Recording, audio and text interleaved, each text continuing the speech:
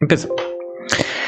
Hola, vamos a seguir con la serie de ejercicios referente al tema de cinemática relativista, transformación de la velocidad.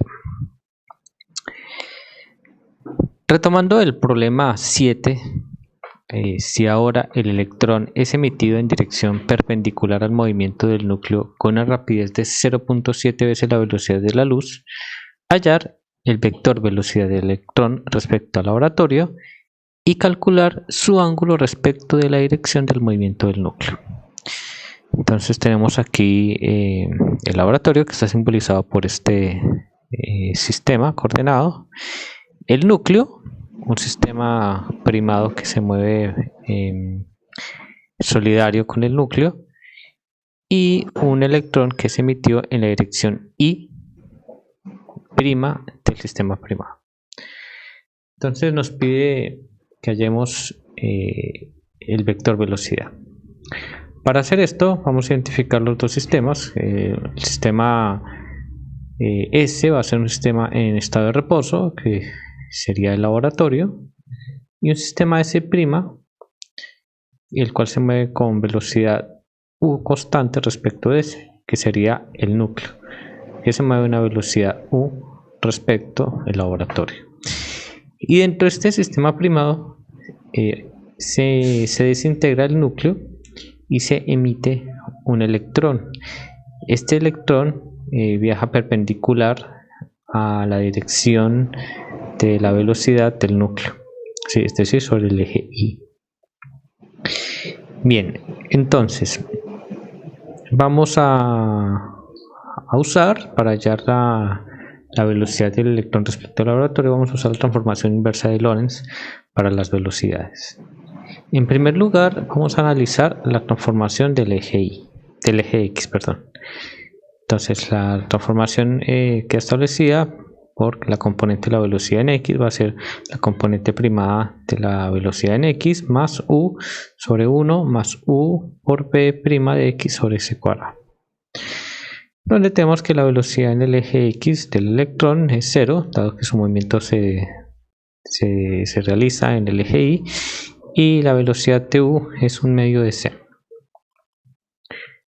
Bien, entonces tenemos que la componente de la velocidad en X está dada por esto que es 0, esto que es 0.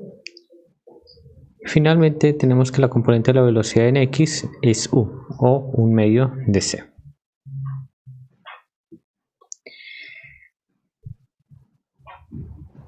Ahora vamos a analizar la transformación en el eje Y. Entonces tenemos la transformada está dada por la componente de la velocidad en Y es igual a la componente primada en Y por la raíz de 1 menos U cuadrado sobre C cuadrado sobre 1 más U por P' cuadrado sobre C cuadrado,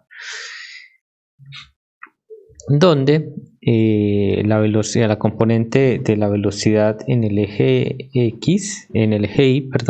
es 7 décimos, 0.7 veces la velocidad de la luz. U va a ser un medio de C y la velocidad en X es 0. Bien, entonces reemplazando los datos, nos queda finalmente que la componente de la velocidad en Y es 7 raíz de 3 sobre 20, o lo que equivale a decir la velocidad en Y es aproximadamente igual a 0.606 veces la velocidad de la luz. Entonces podemos calcular el vector velocidad, ya que tenemos la componente de velocidad en X, en Y y en Z, y este sería nuestro vector velocidad.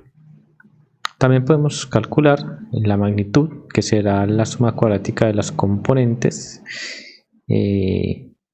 Tendríamos la componente en X, que es un medio de C, la componente en Y, que sería 7 raíz de 3 sobre 20 por C, y eso es igual a raíz de 247 veinteavos de C.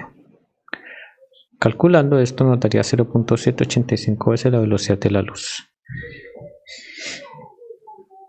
Para hallar el ángulo usamos el siguiente esquema. Sabemos que la velocidad en X es U, calculamos la velocidad en Y y también conocemos el vector velocidad, no conocemos su magnitud.